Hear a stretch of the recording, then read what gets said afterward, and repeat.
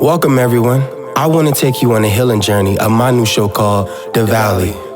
The Valley is a sunken mindset that affects/effects an individual emotionally, physically, psychologically, and spiritually. Being in the valley can affect how a person sees themselves, how they see the world.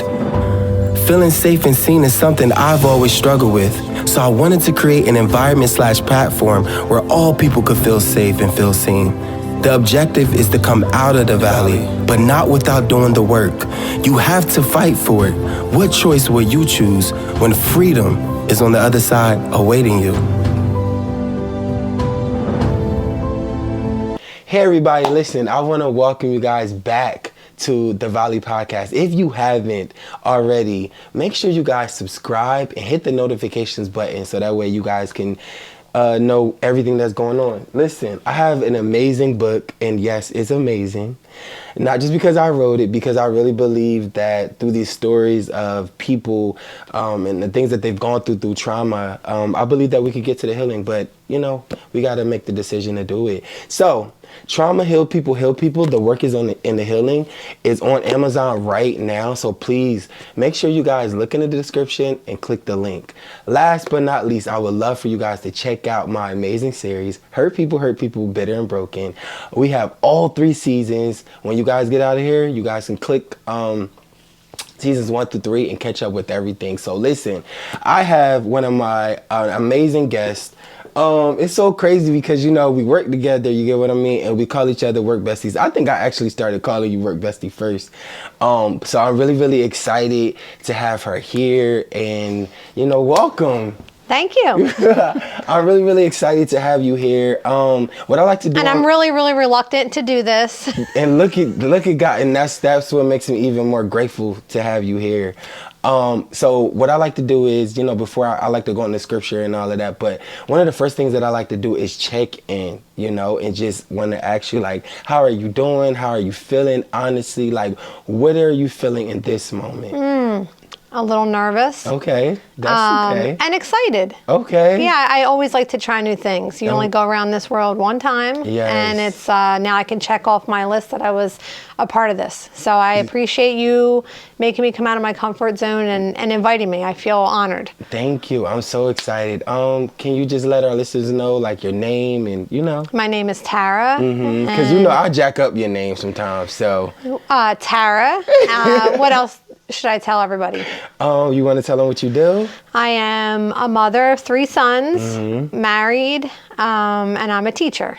And I own a vintage furniture business. Yes, we got to get that information so that way people, when they watch it, they can click, you know, and go visit you and click support our page. your business Sure, and yes. all of those things. So I would like to start off with the scripture, Colossians 3:15. I'm not going to read all of it, but it says, "And let the peace of Christ rule in your hearts, to which indeed you were called in one body, and be thankful." The best thing you could do, so this is just a little synopsis of what I got offline. It says the best thing you could do when you are filled with anxiety and worry is to find a quiet place to pray, read scripture, and listen to encouraging worship music. God wants you to have a life lived to the fullest, and that includes being at peace. You experience the peace of God when you come to him in humility and accept the blessings he wants for you through Jesus Christ. For further spiritual growth, help us use these prayers for peace. Examples: Great healer, I need your peace and healing in my life. Grant me both so that I may take heart and face the trials set before me. Help me to press on in the race of life so that I may have the victory. Amen. So normally I say a prayer, so this was a prayer. So I'm really, really excited, like I said, to have you here. Just before you came on, I was just talking about maybe 40, I said 20, but you know, corrected me and said 40.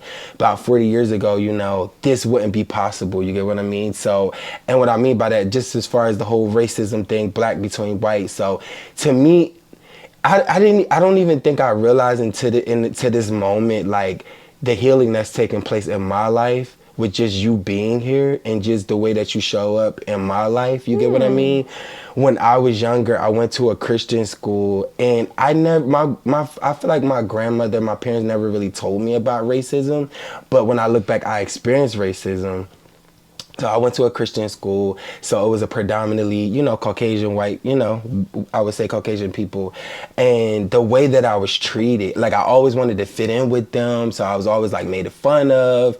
And I realized like in this moment, in this exchange, I'm realizing like having a friend, like I don't have a lot of Caucasian friends, white friends. So even having your friendship and that is authentic and is real, like I appreciate that, because I really did have a horrible experience dealing with racism early on as a little kid, and I really couldn't fathom it, and I didn't understand until I got older, like, oh, that was racism? Like, that's why they didn't want to be my friend? And, like, I didn't get it. I didn't see color. I just saw they were people. You were innocent. Yeah. And I just wanted to be their friend. You get what I mean? So, like I said, just having this relationship with you, I just realized, like, in this moment, like how healing it is, because like when I look at you, I don't see, I mean, of course I know you're a white woman and I'm black, but I see just somebody who's excited, quirky, motivated, anxious sometimes over, I just see a beautiful person, and even when you text me, you was like, you're worth it. And I feel the same way about you. So I'm really grateful to know you. I'm really grateful to have you in my life. You get what I mean? You're grateful I came to work at Mill Hill. I'm grateful that you came to work at Mill Hill. I'm grateful that I was able to teach your son along with Mary. It was so funny because the other day I saw this nice little picture of George on Facebook, and I was about to text Dennis the Menace. Yep. But I was like, you know what? I don't want to say anything, because everybody was saying so much positive stuff, and I was like, they probably like, who is this? You get what I mean? And they might not know it comes from love. They don't know it's coming from a level Right. place. So I said, you know what? Being that, they don't know me, you get what I'm saying? Like, I don't want to say anything offensive, but I definitely was about to say, oh, this Dennis the Menace. You get what I mean? But yeah, I love George and all your kids. You get what I mean? Even when I think back to even when way before when you even knew me, like you even, I would say, trusting me to take your kids to school. You get what I'm saying? When you was working, I think at the bagel shop. You get what I mean? And every Friday you would give me $20. I'm like, you thought that was so much money. I but thought it was. You were doing me a big favor. I was just like, wow, because I would have did it for free. You get what I'm saying? So I appreciate the help when I don't have any wow. help. Yeah, for sure. So I wanted to talk about it's so crazy. We talk a little bit about race, but not too much. But I know that you had told me that you grew up in the city of Trenton, and I was fascinated by that because I couldn't believe it, Richard. Yeah, you get what I mean? Because it's just like, I think we were just talking about that whole thing when I was just saying how I walked past, when I was walking out of the grocery store, and I walked past and I heard someone, basically lock their door. You get what I mean? So I think it's this thing that we do without, checking in or really knowing or just judging the book by its cover. So looking at you, I wouldn't think that me and you grew up in the same city. So I wanted to know, like, what was it like growing up in the 80s? Growing up, basically, you grew up in the hood. You get what I'm saying? So tell me, what was your experience like as a Caucasian woman, a white woman, essentially, growing up in the inner city where there's predominantly Black, Spanish, minority people? So what was your experience like, a white woman growing up in the inner city? Well, I mean, I lived in South Trenton from 84 until the year 2000. Mm-hmm. So kind of in the beginning, and I always went to Catholic school, which was predominantly white. Mm-hmm. I don't remember having a lot of Black friends. Really? I don't remember being around a lot of Black people in school. Mm-hmm. Some. But in my neighborhood, my immediate neighborhood, it was more like Polish, Catholic in my few streets. Okay. But by the time I was 10 or 11, the neighborhoods had started to change. Okay. So then it was a lot more diverse. Poor, mm-hmm. for the most part.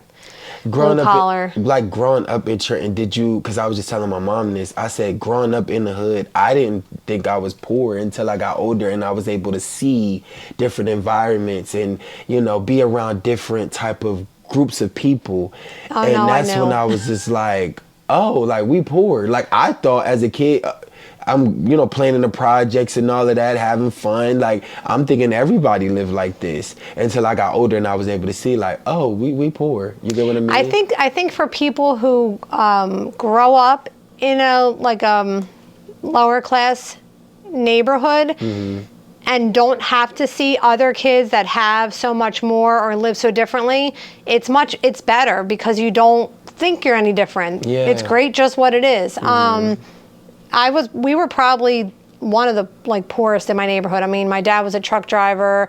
I can remember like, I mean, I'm a trash picker now, but I can remember my mom like finding a couch on my street and being like, calling my dad, George, we gotta go get that couch. We need a new couch. And like, we were so excited to like pull it down from the neighbors and put it in our house. You know, my mom didn't drive. We were always on the bus. So actually, I did go to Catholic school, so in my school there probably wasn't a lot of black people, but my mom and I rode the bus all the time. We were at Quaker Bridge Mall, you know, so everywhere I went was very diverse.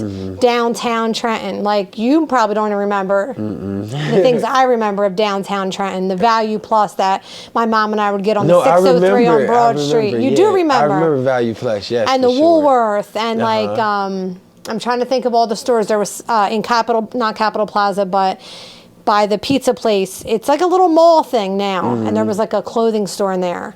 And I felt like when my mom could afford to buy me clothes in there, like, man, I was lucky. Wow. You know, I felt, even though they were like cheapy kind of clothes, like they look nice, you know, probably $10 for an outfit. And every once in a while I was able to go and get something. So I wanted to ask or whatever, and this off record, like, and like I was saying about this couldn't happen to 40 years ago. Why do you think, like, why can't we get along? Like, why does it have to be an inferior, a superior type of complex in between races? Like, why can't black and brown people, black and white people, black and why is it racism?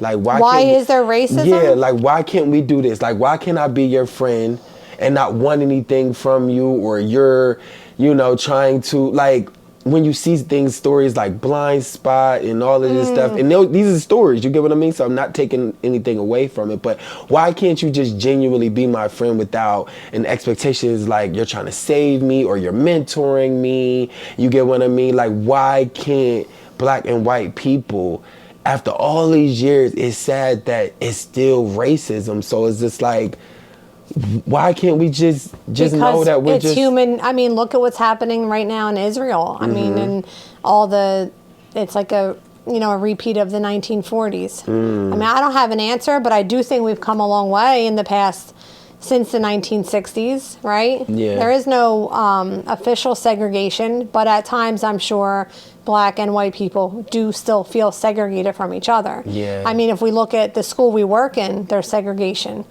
We only really teach African American and Hispanic kids, right? Yeah. Why are those kids segregated to come to Trenton schools? That's a whole thing. So I want to know, like, the fact that, you work in the city, you work the hood, and you live in the suburbs, I would say, what made you, like, your interest, like, what made you say, okay, I want to work, like, in the inner city? You get what I mean? Like, or your hometown, like, what made you want to go back and help, you know?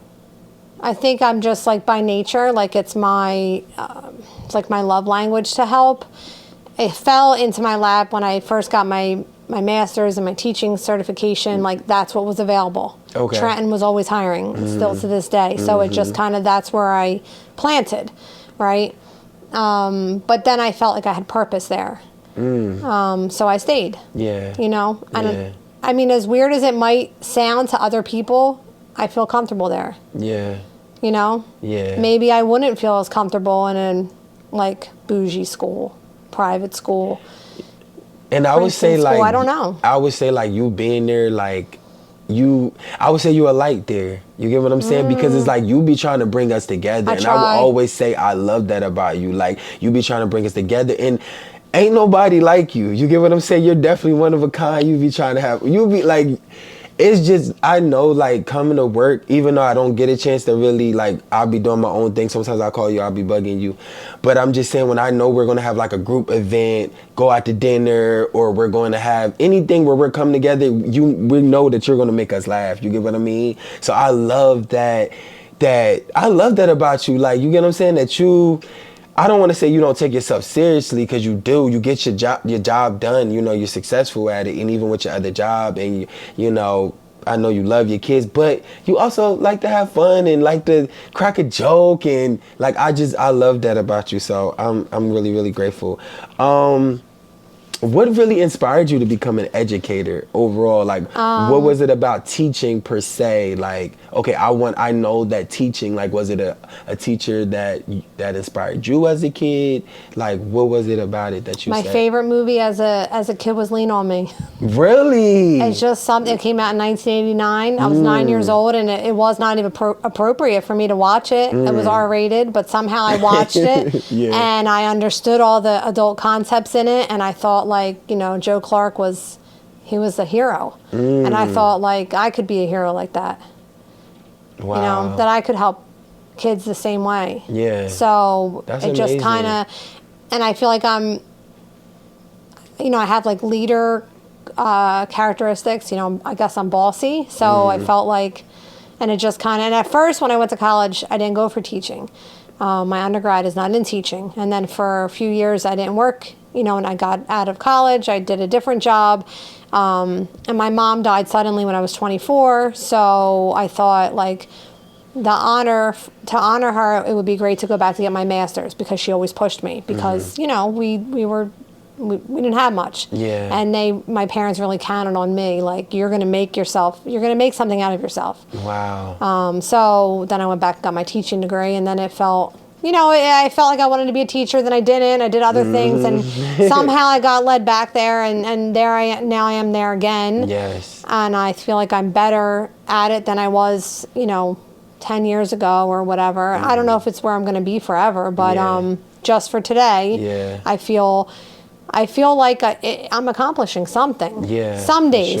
For sure. I get it too. Some days I'll be like, I don't know. Like this, so definitely you're appreciated. I wanted to know, where do you think you would be without the push of your mother, without the push of your father? Like, because so many people in the inner city, not just in the inner city, all around the world, some people don't have that support system. They don't have a mother, don't have a father, or they may have a mother, but she's working and she's trying to provide, so she's not able to be present. Because I see how you are with your kids. You're very intentional about, doing certain things, and you're on top of those things. And whereas some mothers might be a single mother, so they're just trying to work, so they're missing the activities and all of that stuff. So who would you be without the guidance of your mother and your father? So my parents, I grew up with a lot of dysfunction. My dad's was an alcoholic, just a lot of, my mom would leave in the night with me when he, until he got sober, and I had a lot of uncertainties. But they both, were on top of me, pushing me, push me. I might have not turned out the same. There's a saying that says, show me your friends, I'll show you your future. And my mom especially was on top of who I was friends with. She thought that, who you are with is who you're going to become, right? So I try to be the same way with my own kids. So had they just let me run the streets, do what I wanted, let me hang with whoever, whenever, you didn't, I don't know where I would be. I think I could be an addict. I could be, somewhere with 7 kids, and who knows? But they were, they definitely pushed me. Maybe they just pushed me because they knew I could do it. I was their only child together, so they put all their stresses and pressures on me. And, it was always, you got a B, but why couldn't it be an A? You got an A, why wasn't it an A+, so. Wow. So without them, I don't know. At the time, you always feel like, why are my parents so hard on me? But there was a purpose. Yeah, for sure. And I rebelled. I'm human. There was some rebellious times, but overall, like, I'm so grateful at how strict, how much they pushed, how much they limited, who I was friends with or tried to, and pushed me in, the right direction. What would you tell, now I know you said some stuff about your dad and all the things that you went through with him, like what do you think you would tell your younger self that was going through those traumatic experiences? Like, what would you tell her, when she was going through your things with dad and, just whatever she was going through in life at that time? Like, what would you tell her? Maybe during those scary times? Yeah, like, I would want to tell her, because I don't think I always felt that everything was going to be okay. Because there was a lot of uncertainty, like mental health issues with my parents, and I wasn't always sure what I was walking into or having to handle. so it was a lot on my shoulders, and even to this day, I think by nature I take a lot on. Yeah. And I would tell my younger self, like, that you're just a kid and everything's going to be okay. This isn't your fault. Like those kinds of things, you know? Yeah. Because I think that leads to like a lot of adult anxiety. Yeah, for sure. For sure. Yeah. What do you think that your father, like what, and I said this in the interview last week, and I think I'm going to tell my mom when I do the interview with her, what have your father taught you about men? My dad was a straight shooter. So for, you know, I mean, he was flawed, but he was a very good man. Like, what would he tell me about men? He would tell me men were, they were after one thing, you know, from a kid. He would tell me that the man that you choose for your life will make or break your whole everything, you know. It will give you it'll create the path to a good life or a horrible life. I don't know. What did your mom teach you about being a woman? You know, she was so strict. I tell you what she taught me was, by watching her, she taught me that I didn't want to be the kind of woman she was, in the sense that she was so dependent on my father. And at times she felt trapped. She would always say, like, if I don't have to raise you, I could leave your dad, you know, and I would be like, well, like, that's not my fault, you know. So I would think that my mom taught me as a woman that I needed to be independent and strong and take care of myself and never count on a man. By her doing the complete opposite, basically. You get what I mean? How do you think that you didn't become codependent upon a man or not struggle with alcoholism? Like, you did the complete opposite, and you have so many people that grow up in those type of environments and they've literally become their parents. Like, they're trying to do everything to not be their parents, whether it's in their life, the way they parent, but then they find themselves, you know, like, dang, I sound like my mom. Or dang, I sound like, so what? Oh, and I do. I mean, they're in me. So there's so many great parts of them that I feel like I am using the tools and strategies and what they gave me to parent my kids. But I try to leave the other stuff, you know, where it was, and try to remember, like, they did the best they could with what they had at that time, with what they knew. Their intentions were good.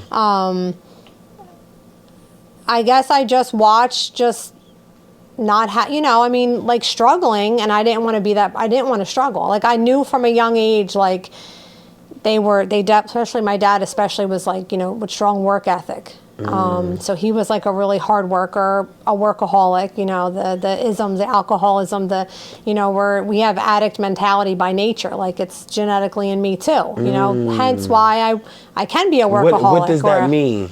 Because that's good, like what you just said. Like addict mentality, like it's never, like you have to work all the time, or like when I was trying to lose weight, exercise all the time. Like no balance. No balance, yeah. Yes, it's hard to find the balance. It's hard. I struggle with balance a lot. Yeah, me too.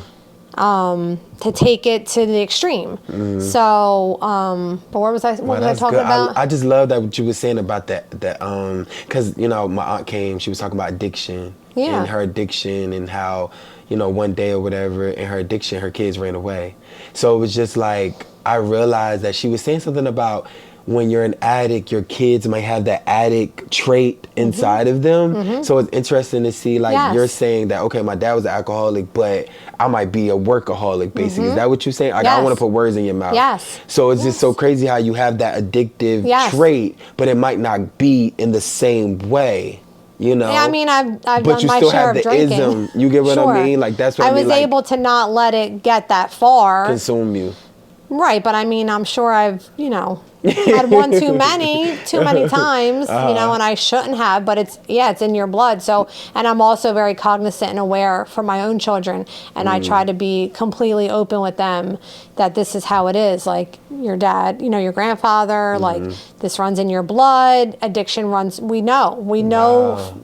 From celebrities to regular people, to watch how families, it's the grandfather, then their child, then the grandchild, and 3 kids are addicts in the same family, right? So it's very hard to escape. That's true. I had seen this interview, and I was not an interview, but I was watching, and and we talking about racism a little bit. I remember it was these two women. They was going back and forth, a black woman and a white woman, and the woman was they was talking about collaborating on basically a job, and she said, "Well, I'm going to get the job because I'm white." And I'm like, watching it, and they've been circulating it on TikTok now. Do you feel like it may be easier for a person to get a job if they're essentially white? Like, does that play a factor in getting the job, being successful? Like, do you think it plays a factor? I mean, I'm sure. I mean, statistically, it does. Yeah. I don't know if I've experienced that, like if I've gone up against other applicants because I wouldn't know. I feel that for a lot of people, it's who you know. Like to be a teacher, like a lot of times it was, well, their mom was a teacher, so they got them in, or their sister worked for the state, so they got them in. But I'm sure that is true. Yeah, for sure. Statistically, that's true. Yeah. I was just telling my uncle, who's lighter skinned, we was talking about colorism. So he's a lighter skinned black man. I'm a dark skinned black man. I was telling him, have you ever experienced literally going into the stores and having somebody following you? He was like, no, but I have. So it gives me a little anxiety because it's just like, whatever I want in the store, I can pay for. But all you see is my dark skin, and then it makes you feel like, okay, I got to watch him, so. So the guy that was in there the day before, he was trying to steal, and he reminded the store owner of you, right? Yeah. And that's a shame that Yeah, or I just think sometimes just because it's just like, he's black, you get what I mean? So you just, and it was shocking for me to learn that my uncle never experienced that, but if you look at him, he looks more Spanish, lighter black, so it's just some of those things. Even now I face that, you get what I mean? Like being a darker skinned black man, just black in general, these are the things that I gotta go through. I feel like I faced that as a kid because even within my neighborhood there were other families that were quote unquote normal families, and then here you go with like my loudmouth mom, like screaming and hollering at my dad, fighting in the street, like arguing so bad. And here I am, this kid of these two like dysfunctional parents, and the people that lived around the corner, well, they didn't act like that. They didn't act like my parents did, right? So I faced, I don't know, prejudice in some ways. Oh, that's Bonnie and George's daughter, I was less than because I had parents like that versus other kids who had more normal parents and normal homes. Like, if I didn't clean, I remember being 7 and 8, like if I didn't clean the kitchen floor or the toilet or it didn't get clean, like no one else is going to do it, right? So I wasn't the same as the other kids whose parents like made the dinner every night and didn't fight in the middle of the street or, a lot of, like I said, like dysfunction. So maybe I didn't face it because I'm white, but in other ways I did and felt less than my peers, right? Or my clothes weren't as nice as my peers. Yeah. Or when it was time to do a bake sale at the Catholic school, my mom didn't send in the nice, beautiful cupcakes and cookies like the other kids' moms did. Yeah. And hers looked terrible and burnt. I was so embarrassed and ashamed because, Yeah, and I think that's why, like, even doing this podcast, like, it's going to be able to help, like, people in general, because it's like you can't judge a book by its cover. You can't just assume because okay, when they look at you, oh, she's a white woman, she's successful, she don't got no problems. You get what I'm saying? Like, looking at you, when people look at you, they're gonna see like she ain't got no problems. She ain't grow up in the inner city. She don't know when she not gonna have her next meal, or if her the baby dad in jail, or the uncle was murdered in the streets. It took a lot of work, though. I had to work through all of that. Teenage years, make better choices. Early 20s. It wasn't just like it happened upon me. Right. Right. Like, Right. so the people. If there was other people that I grew up around that may still be, living the same way or maybe not as good of a job. Like, no one sent me to college, right? No, but my parents pushed me. Yeah, for but no sure. one paid for it, and but it no wasn't one. an inheritance. It's like I had a trust fund. Yeah. And that's why I'm saying, like, somebody could look at you and just already, like, they could look They at don't me know and my judge story. me. Right. They don't know your story. And that's why I love this episode, because looking at you, somebody looking at you and don't know you and don't know your story can judge you and just say, oh, you had it easy. And it's just like, but you don't even know me. Right. I'm a person just like you're a person. I have my struggles, my ups, my downs, my good days, my bad days, but they'll just look at you and just be like, you ain't go through nothing. You get what I mean? Like, Or like I feel I can remember when I first met my husband's parents, and he's like, "Yes, my girlfriend, she's from Trenton," and it was the joke, like, "Oh, she's from Trenton." Like they automatically judge me as being like I remember I would be talking to someone, and they'd be like, "You have a master's degree?" Like they're in shock. That's insulting, right? yeah. Like you're saying other white people? Even or- other white people, yeah. Wow. Like, oh, she's from Trenton, like, or she, whatever. Like, yeah, they're quick to judge, for So sure. you think is it? I don't know. It can happen is even it around- white on white? Like, do you Sure. think it's? I don't know what that term would be. You get what I mean? But you feel like that you've been judged also by your own kind. So because you're late, because you're from Trenton, it's kind of like us, like Some of the moms at my kid's school district. to this day. Yeah, like I Wow. feel like might look at me like they have great brand new cars, and here I come in my hoopty van, but I don't care. Yeah, I don't have a car in that, payment. and that money in that account. Look, one thing I know about you, Because I'm saving the money, you right? gonna have it. Listen, I know you got a bag. Hey everyone, I'm so excited to announce to you all that my first book, Trauma Healed People Heal People. The Work is in the Healing is available right now on barnesandnovas.com and amazon.com. Go get you a copy now. What are you waiting for?